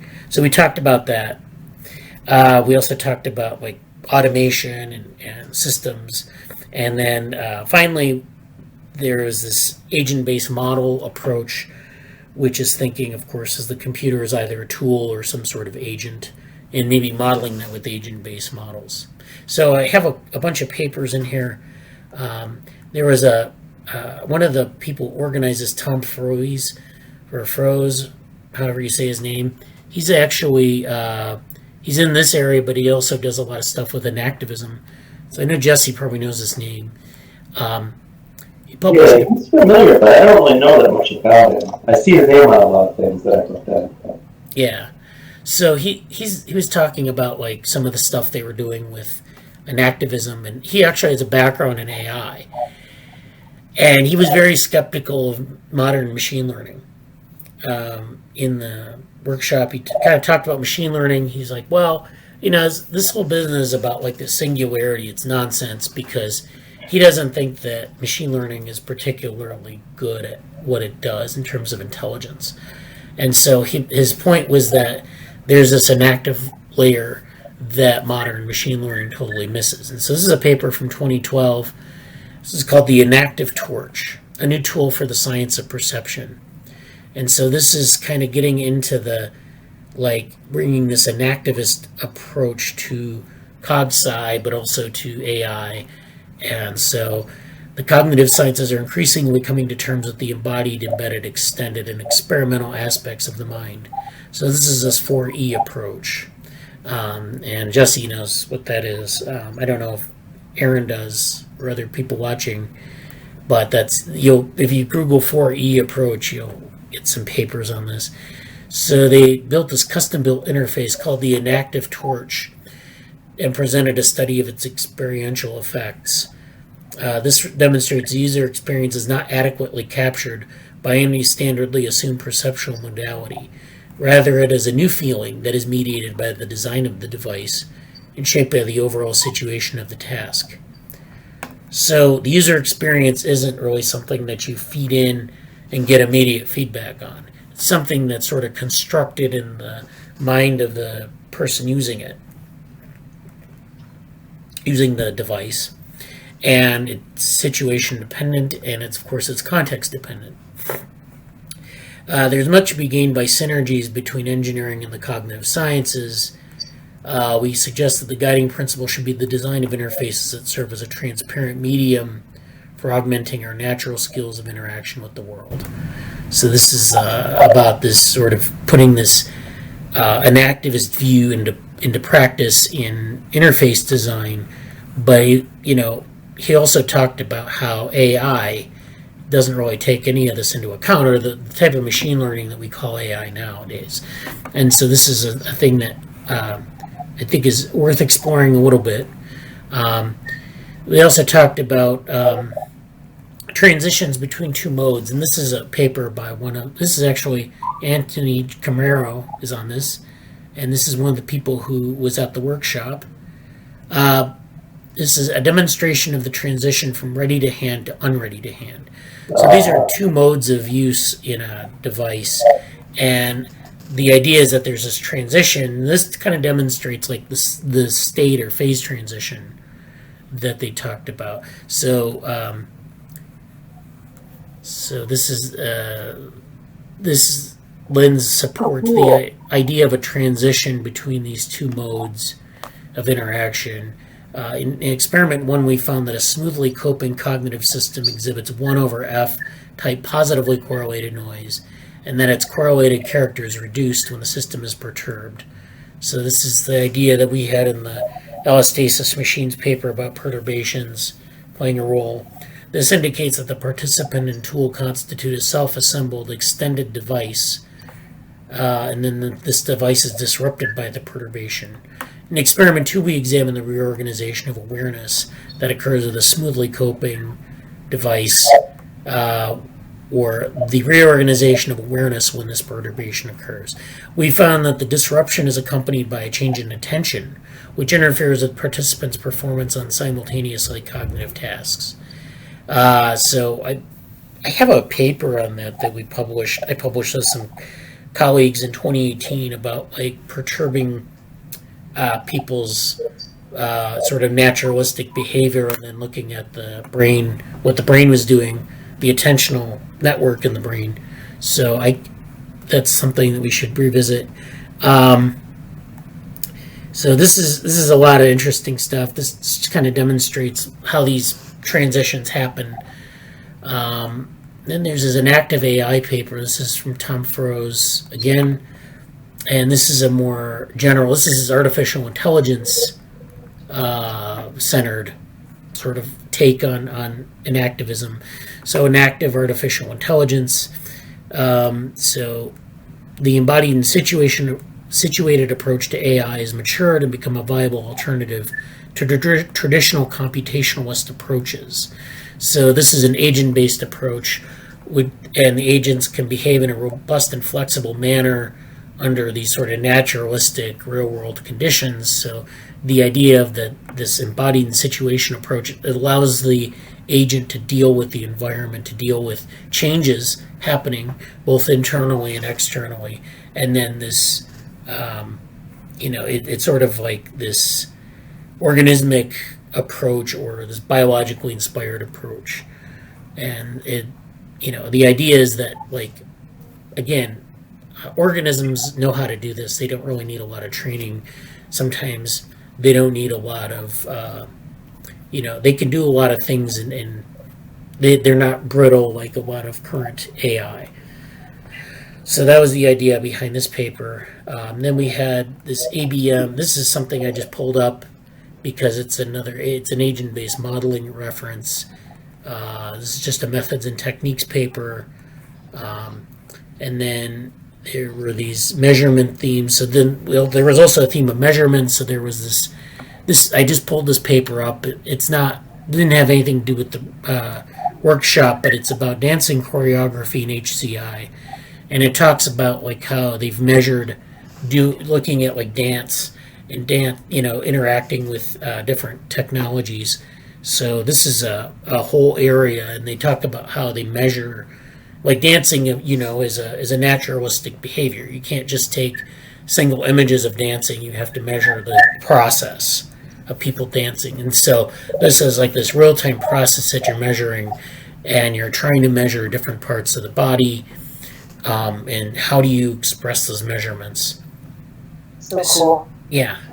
So there's that, and then there's this measuring complexity in organisms and organizations. This wasn't, I don't know if this was talked about in the workshop, but this is sort of a primer on how to measure complexity. And this would be something that you could look from like an organism or like a brain or an internal state to like a society, an organization, what have you. And so this kind of bridges the gap. It just basically talks about like information theory and some flexibility indices, meaning that you can look at flexibility. So there's this very broad systems component to these measurements. So it's, it can apply to different areas, combinality. So the way that this usually works in terms of coming up with measures, it's like you come up with this concept that you want to measure. And then you figure out, you find an equation that fits the data, or you think will fit the data. And then you can test it with, you can plug data into the equation, and then it gives you this index. And, a lot of these things are really based on Shannon information. So Shannon's information equation and various formulations of it really guide a lot of this work. And a lot of people will take equations like that and repurpose them. So it's like, you could come up with better equations for this. These aren't the only equations. But people will use what they know, and they'll kind of use it, okay, information's involved. We'll plug in information. What are our equations of information? Shannon information. We'll use this and see if it works. Sometimes the data, you have to be sort of tailored to fit these equations. So we need to figure out what this parameter h is. And it's usually some measurement of the system. It could be like a binary measurement. So you need to create a binary index. So, there's a lot of work that goes into measurements. When you see an equation, it's not so fixed. There's a lot of sort of construction that goes into this and figuring out how to measure something and getting an equation, building it, and then testing it in the real world. It's quite, and then even with the data, how do you make the data fit into an equation? Can you just use raw data? No, you have to process it and get it, maybe create a binary index or something else. So it's a lot of work. It's an interesting area that people really, I don't think about too much, especially with respect to AI. When you just say, well, this thing can be trained on some images. Okay, how did you decompose the images to get the data that will train the model? And then finally, there's this pattern-oriented modeling of agent-based complex systems. And this is lessons from ecology, but they talked about these kind of methods in the context of HCI. So they were borrowing things from ecology quite a bit. And the reason you do that is because, two reasons. One is that ecology is very similar to HCI in that they talk about the environment, they talk about complexity in the environment. But also because ecology is sort of, they've already done a lot of the mathematical work. So a lot of these mathematical models, you can go to ecology to find the right model. A lot of agent-based modeling has been done in ecology. A lot of equations have been implemented in ecology. And so there's a lot of there's a gold mine of quantitative methods in ecology that might sync up with, and especially some of the work that we talk about all the time. Yeah, this is super relevant to kind of what I was saying earlier, and I'm collecting papers and putting them in the Zotero folder, but if you could, I'll definitely send them the drag folder too. Yeah, let me do a link to this. I'll put it in the chat, and it should be shared. So that's the folder for all this. And then as a last point, I would like to say that we had a great time, and there was a selfie of the group. So Dan Bennett, who was one of the organizers, I don't know where Tom is. He's in here somewhere. Oh, maybe he had to leave early. But that's our group. There I am with my hand bigger than my head here for some reason. And so, yeah, it was a great time. We had a lot of good discussions. So I'm glad I went to that. I know Jesse and Danielle are in the Slack for this. So if you want to, there's going to be follow-up in the Slack in the coming months. I know that doesn't always work out, but if they, there are going to be maybe some discussions in the Slack. So you can tune in there if you're interested. Okay, so yeah, in the chat here we just had the dance paper, we had a link to that, and then Erin had a big smiley face. So, and then I guess I wanted to get into the papers. I'm not sure where to start with this. I had some ideas, but let's see. Where do I want to start? I don't really want to get too deeply into some of these papers. I want to come up with a theme, but there's one. This is a Distill article, and I've been reviewing Distill articles in the DevaWorm group because there have been some really interesting topics there. But this is an interesting topic, maybe that's relevant to our group: multimodal neurons and artificial neural networks. So this talks about, in 2005, a letter published in Nature described human neurons responding to specific people, such as Jennifer Aniston or Halle Berry. And so this is very similar to the grandmother neuron, if you've ever heard of that term. The idea is that there are neurons in the brain, or actually I think in the hippocampus, that respond very strongly to specific images of famous people. So if there are people, well, your grandmother isn't famous, but you know what your grandmother looks like, typically. If you had known your grandmother in your lifetime, you know that face. And then if you've seen celebrities on television or in magazines, you know those faces. So the idea is that there's this representation in the hippocampus that responds very strongly to specific faces, as opposed to just general faces or, whatever. And so the exciting thing wasn't that they were selected for particular people, but that they did so regardless of whether they were shown photographs, drawings, or even images of the person's name. So they weren't primed in the sense of conventional, like I can prime you for this image and then you can see it, like in an array.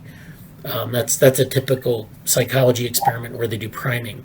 This is like just seeing it, just like in the wild, as it were, and then are you responding to it? Like maybe you haven't seen that face in a while, but you recognize it. So they say that the neurons were multimodal. As the lead author had put it, you were looking at the far end of a transformation from metric visual shapes to conceptual information. So you're talking about like all these different things that are being integrated in this neuron, and this is like different aspects of the image all just integrated. Okay, so that's a face. The face has a geometry, the face has like a concept attached to it, all this. So we report the existence of similar multimodal neurons in artificial neural networks. This includes neurons selecting for prominent public figures or fictional characters. Like the biological multimodal neurons, these artificial neurons respond to the same subject in photographs, drawings, and images of their name. And so, yeah, this is, well, it's not, I don't think that, okay. Yeah, this is the original paper here, Quiroga et al.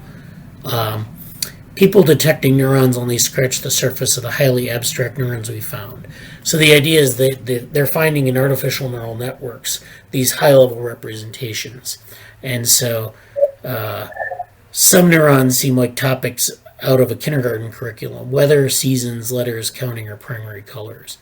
All these features, even the trivial seeming ones, have rich multimodality, such as a yellow neuron, and then they have this, I guess this is a picture of it, firing for images of the words yellow, banana, and lemon in addition to the color.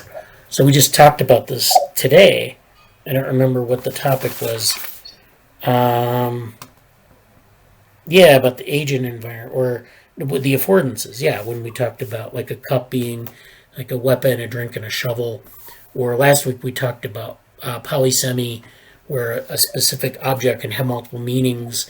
So it's not really the same as the function, but it's that same principle. We find these multimodal neurons in the recent CLIP models, although it's possible similar undiscovered multimodal neurons may exist in earlier models. So this CLIP model is something that's a specific type of network. There's a CLIP blog post and paper, so this is an OpenAI thing. OpenAI is very closed. I noticed, like they're very self-referential, but that's a set aside. Yeah, I noticed that as well. But anyways, So CLIP's abstract visual features may be seen as the natural result of aligning vision and text. We expect word embeddings to learn abstract topic features, and then this is the guided tour of neuron family. So they get in here into neuronal diversity, which is a topic that is interesting.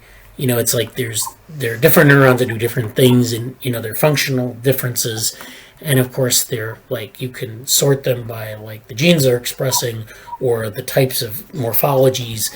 So there's also this functional diversity where they do different things, they encode different things, and of course they're all connected into a network. So there are these person neurons, emotion neurons, region neurons, person trait neurons, religion neurons, art style, image features. So all these things can be put together, and so they've just done this huge number of classifications here. And polysemantic neurons, we just talked about that. So turtle plus PhD plus question mark, self plus relief plus question mark. So these are things where they're encoding these sort of multiple categories at the same time. So that's good to see. So yeah, this is a good, this goes on for a long time, talking about this.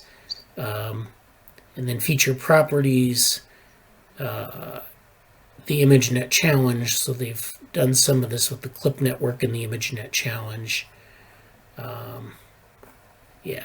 So this is interesting stuff. I don't want to get too deeply into it because I want to do one or two more papers before we go. Let's see. What about this one? Universal neural networks for learning phases and criticalities. And this is something that we talked about earlier with respect to the workshop. But you're learning, so in dynamical systems, you often have these phases. So you have like a phase of, they're kind of like states of behavior. But in a dynamical system, of course, it's not that they're binary states that you switch between.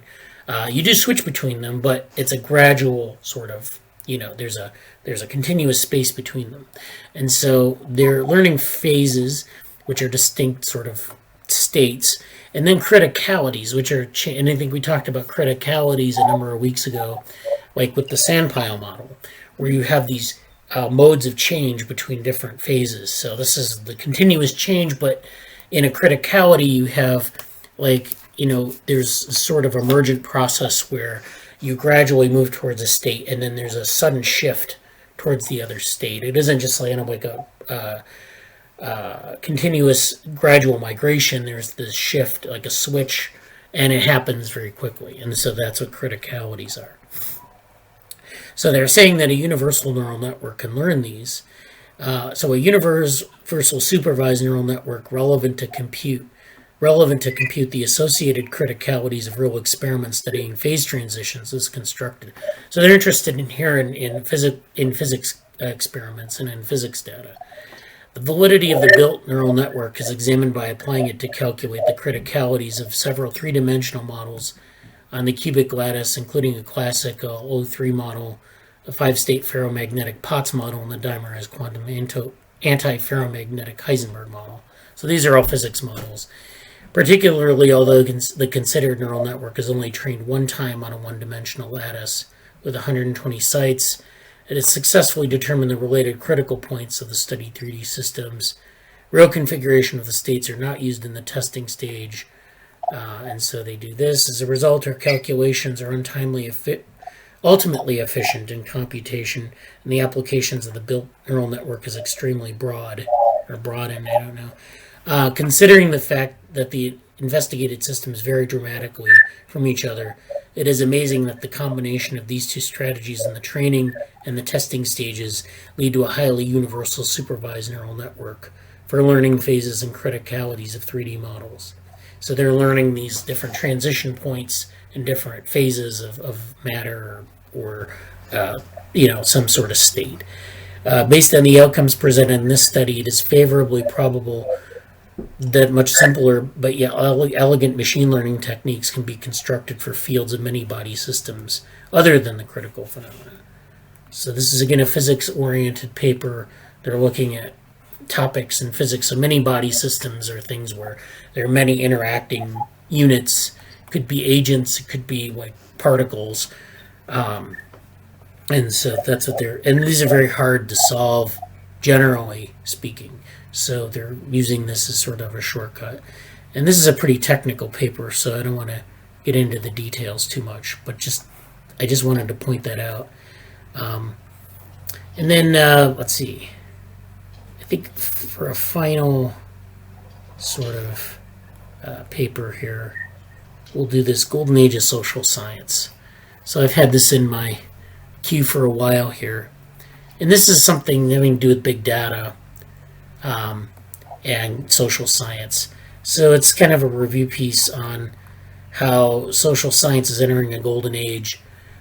This is coming together because we have this explosive growth in big data and new data sources and analytic methods, interdisciplinary approaches, and a recognition that these ingredients are necessary to solve the more challenging problems facing our world. So we discuss how developing a lingua franca, which is a common language, can encourage more interdisciplinary research. So, like we saw in the HCI workshop, there's this field HCI, there's this like broader set of issues. Now, how do you get people? I mean, we're going all over the place with different fields. We bring those together, we're going to have a lot of different terminologies and things. So we want to be able to focus in on like a common language to describe these things. Otherwise, we're just kind of like you saw with the physics paper, you have terms that are kind of the same, but they might mean different things, and we need to really kind of nail that down.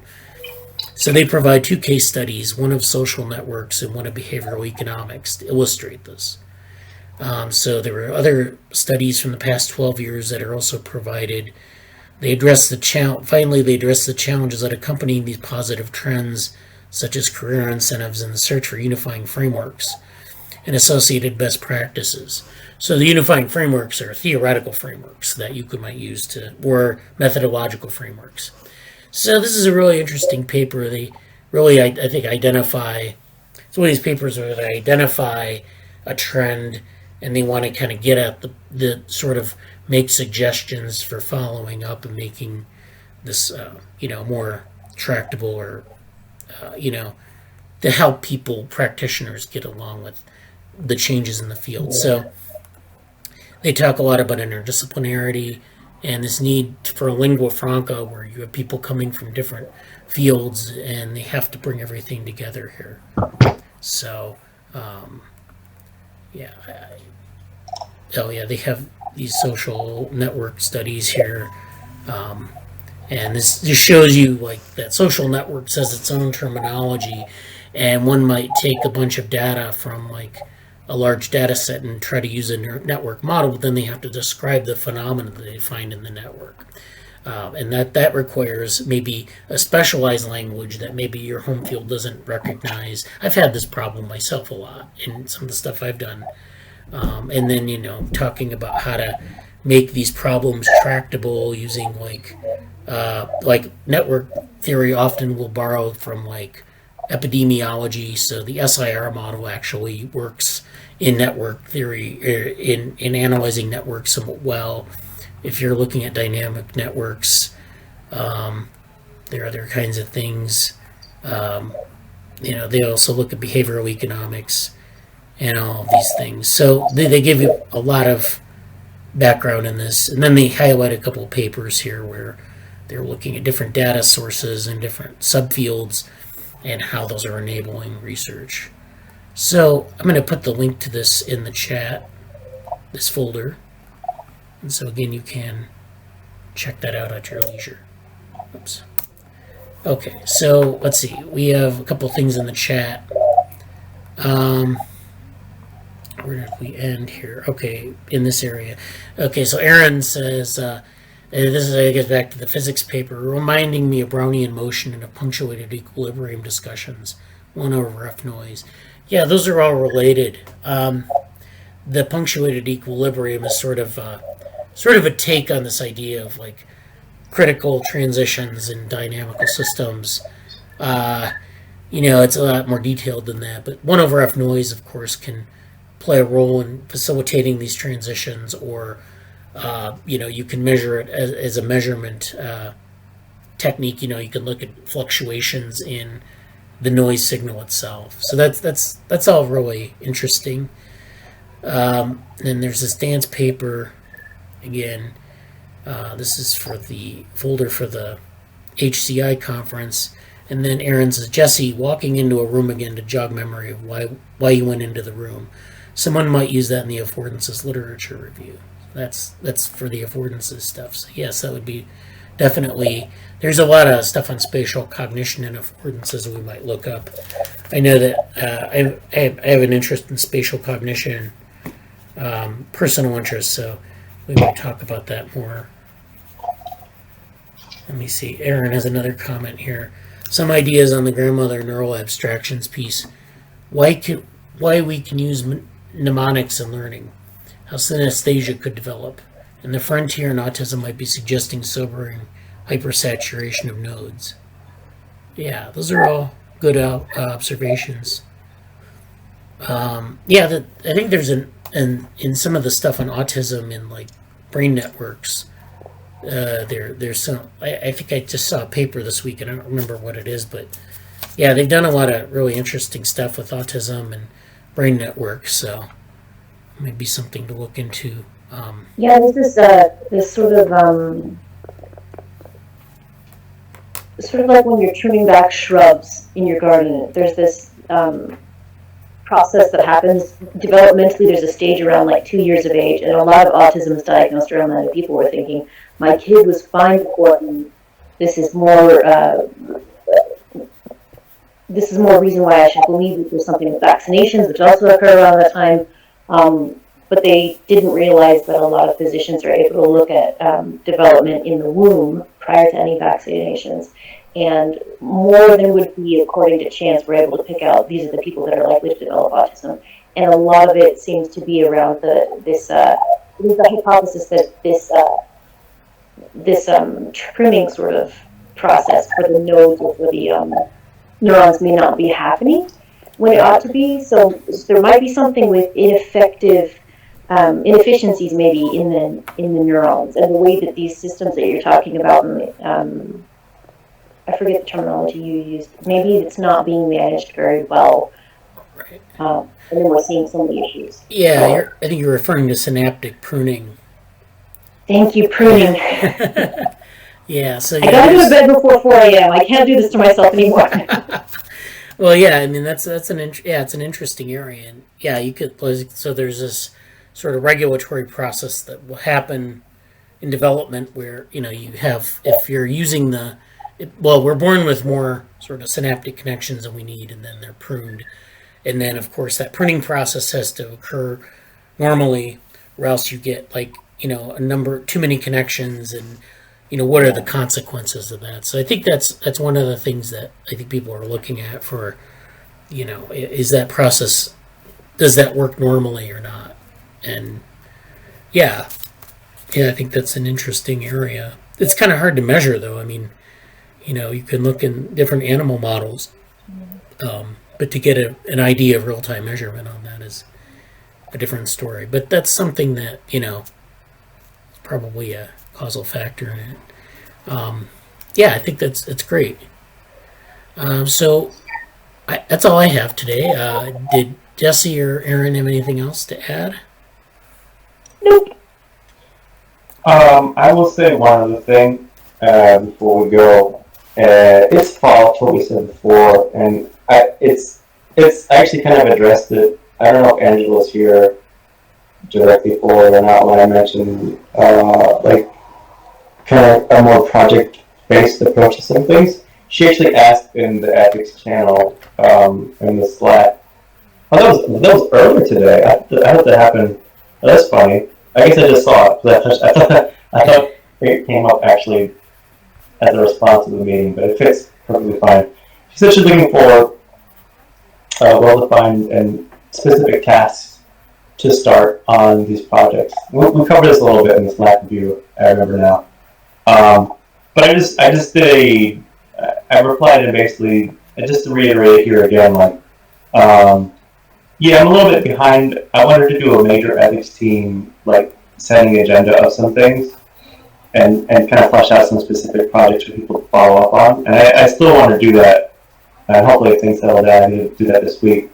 But I would just reiterate that I think what people could start doing is taking a specific topic and developing a little bit of expertise in it for the data privacy, etc. Workshop conference that Bradly's developing. And I think, like, there's a long-term view of that would be maybe hosting a session or a panel or being part of a panel discussion about those things. And some intermediate steps would be presenting a paper on it or doing a general presentation on a specific topic. Like, I know Angela mentioned data trust. Maybe she could do a thing about that next week. Or Erin's mentioned a number of things, and we can talk more about that in Slack or anywhere else. So if there's a topic that you're interested in and want to do a presentation on it in the meantime and develop something later, just mention it and we can help that happen.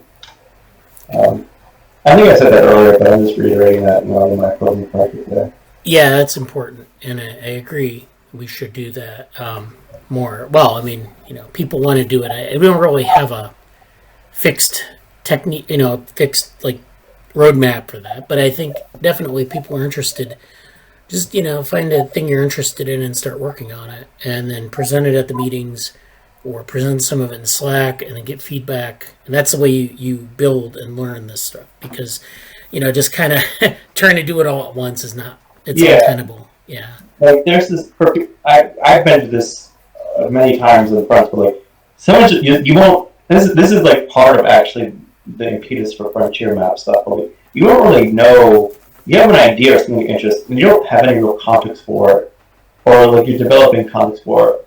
And if you talk about it and you wrestle with it enough, eventually you get to like critical questions or debate around that topic, and then you can say, well, here's what I'm learning about this debate or about these questions, and then you kind of say, well, and here's what I think, and that's this whole process of helping develop the idea. And it kind of takes, it's a little bit like, it's its own, I don't even know how to refer to it, honestly. Like, it's like its own skill set, art form thing that's part research and part project management and part curiosity and part all this other stuff. So, it's its own process, and I think the best thing about this lab is that everybody's on board with fleshing it out. So we've talked about that a few times today, but it's always good to do that. And just to go back to other things,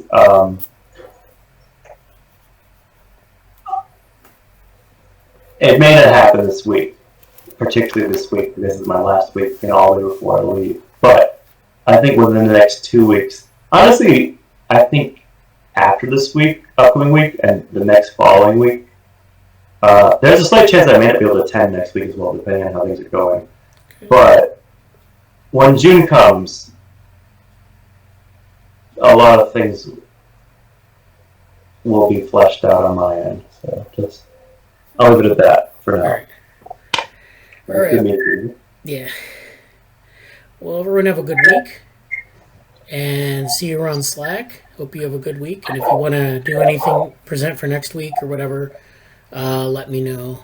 And and all the people who aren't here today, like there's conversations with Rashad that I get into now and then.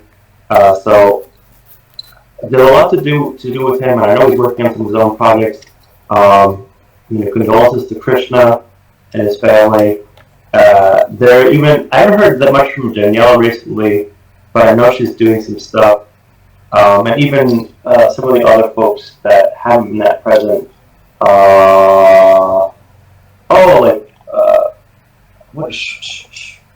Shruti asked me about some stuff that was kind of related to Diva Worm, but I'm not sure what she's going to be up to. But she reached out to me this week, and there's kind of some,